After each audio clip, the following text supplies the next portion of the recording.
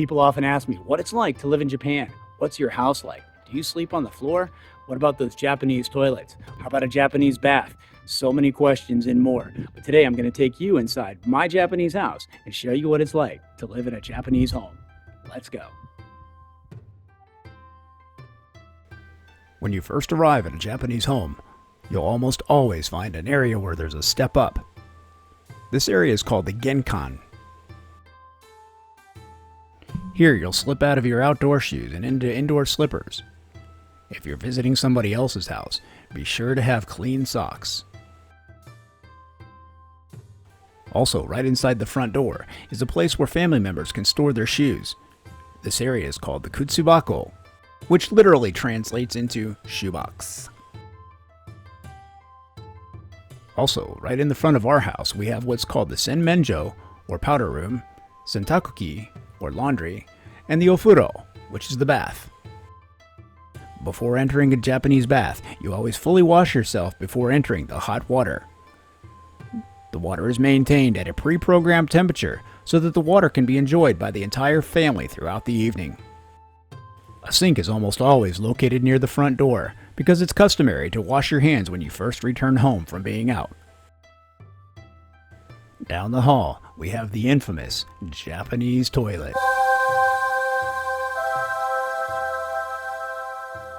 In the winter, you can program the seat to maintain a constant warm temperature, so you never have to experience that cold shock in the middle of the night.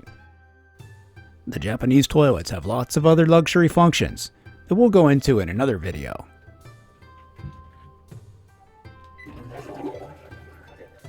After flushing, you can wash your hands with fresh water that goes into the tank to conserve water.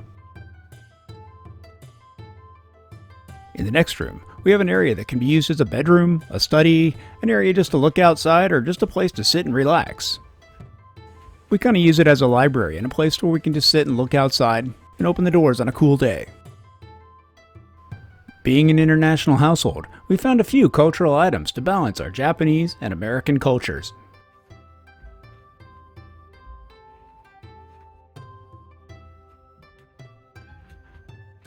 Very uncommon for a Japanese home is that we actually have a backyard. Even more uncommon is the fact that we have a wooden deck. We'll show you more of the deck in a moment, but as you can see, our neighbors are still very close. Our house actually has multiple levels, which is common in many Japanese homes. We'll take a look at the lowest level. Down here, we actually have our tatami room, which is where we sleep.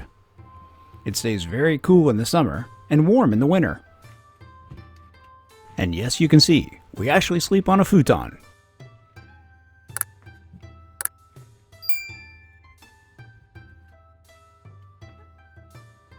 The tatami mats keep the cold air from coming up through the floor.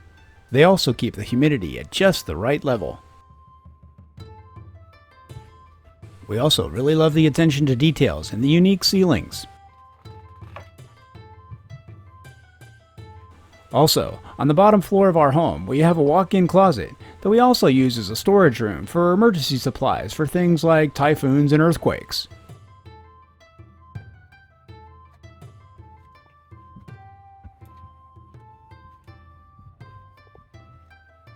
The final room on the bottom floor of our home is where all the Discovering Japan magic actually happens. This is our studio, where we painstakingly edit and put together every video.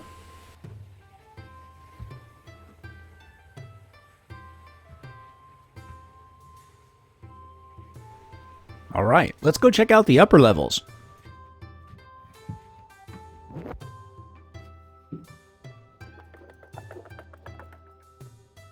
Alright, welcome to the mid-level. On this level we have our main living area, our dining, and our kitchen. Again, this area is just kind of a fusion between Western and Japanese cultures.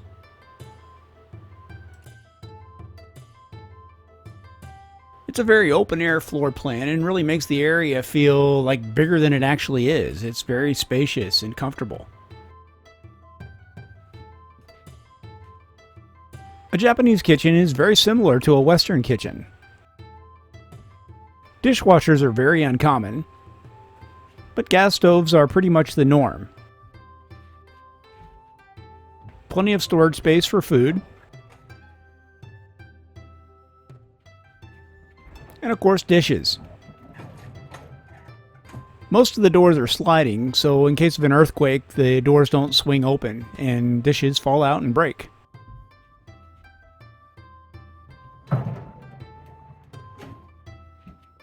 And of course, we have a Japanese rice cooker. No Japanese home is complete without a Japanese rice cooker. And finally, the upper level of the home. Up here, we have a guest bedroom and study area. So if you're ever ready to come to Japan, hey, let us know. Maybe we can put you up. The room has plenty of light for reading, studying, or just taking some time just for yourself.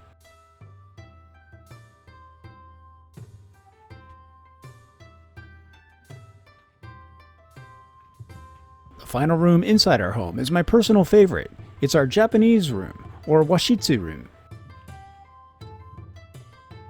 It's decorated with cultural items that deeply represent Japanese culture. Some of the items in this room actually date back several hundred years. It's a relaxing space to enjoy meals, serve guests, and then just enjoy time for good old storytelling.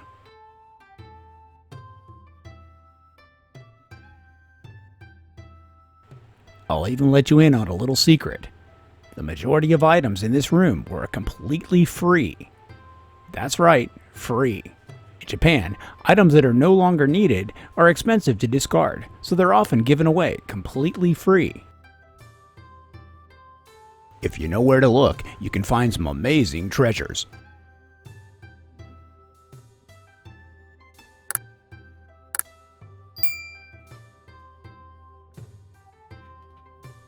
So what do you think? Are you ready to live in a Japanese home? A second Japanese toilet next to the Washitsu room is very convenient when we're entertaining.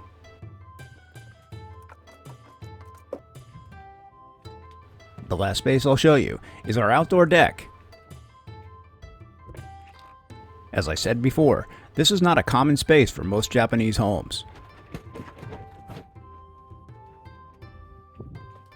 We're truly thankful to have such a nice place to relax, enjoy some drinks, entertain guests, and even prepare some okonomiyaki.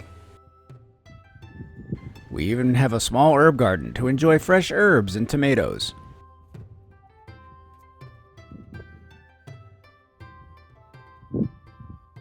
Now for the all-important question, how much does a home like this cost in Japan?